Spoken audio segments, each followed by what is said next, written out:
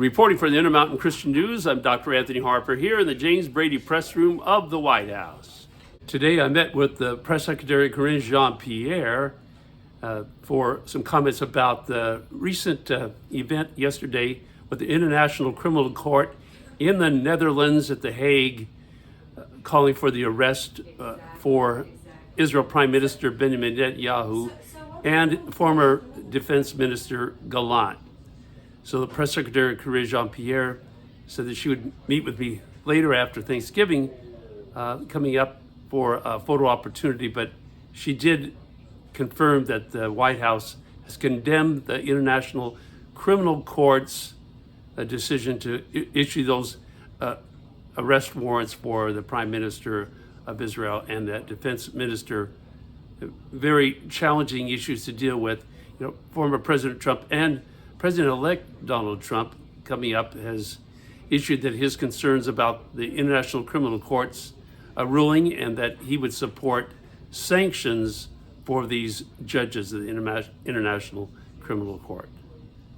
The Israel Prime Minister Benjamin Netanyahu has released a video statement today in response to the International Criminal Court's decision to issue arrest for him and his former Defense Minister Gallant. Prime Minister Netanyahu's video statement follows this video.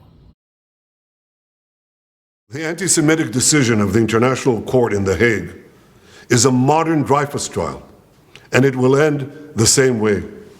130 years ago, the French Jewish officer Alfred Dreyfus was falsely accused of treason by a biased French court. In response to these false accusations, the great French writer Émile Zola wrote his monumental essay, J'accuse. He accused the French court of anti-Semitic lies against an innocent officer who was later exonerated of all guilt. Now an international court in The Hague, also headed by a French judge, is repeating this outrageous offense. It is falsely accusing me, the democratically elected Prime Minister of the State of Israel, and Israel's former Defense Minister, Yoav Gallant, of deliberately targeting civilians. This when we do everything in our power to avoid civilian casualties.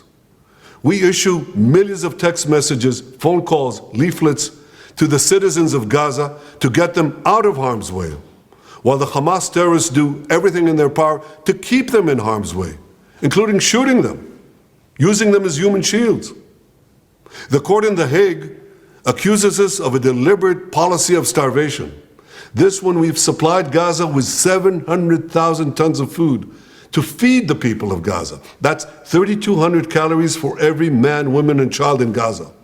And these supplies are routinely looted by Hamas terrorists who deprive their people of much-needed food. Yet just in the last few weeks, Israel facilitated the vaccination of 97% of the people of Gaza against polio. This doesn't prevent the court of accusing us of genocide. What in God's name are they talking about in The Hague? The truth is simple.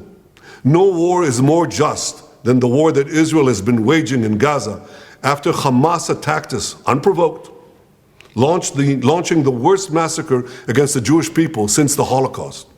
The decision to issue an arrest warrant against me, the democratically elected Prime Minister of the State of Israel, and our former Defense Minister, was made by a rogue prosecutor who's trying to extricate himself from sexual harassment charges, and by biased judges who are motivated by anti-Semitic sentiments against the one and only Jewish state. These judges did nothing. They did nothing against the real war crimes committed against the millions who've been murdered or uprooted by the dictatorships in Iran, Syria, and Yemen. Instead, they falsely accused the one democracy in the Middle East, Israel, thereby imperiling the right of all democracies to defend themselves against murderous terrorists and tyrants. Nor did the court do anything against the Hamas terrorists who raped our women, beheaded our men, burned babies alive in front of their parents, and kidnapped hundreds of men, women, and children to the underground dungeons of Gaza. They're still holding 101 hostages, citizens of many lands, including the United States. Come to think of it, the court did issue one arrest warrant against Hamas.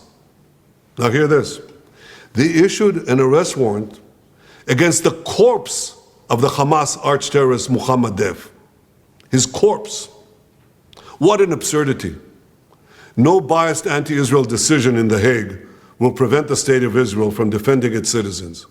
And I want to thank our many friends around the world, especially those in the United States, who've condemned this outrage and who have said that this decision will have severe consequences for the I.C.C. and those who cooperate with its decision.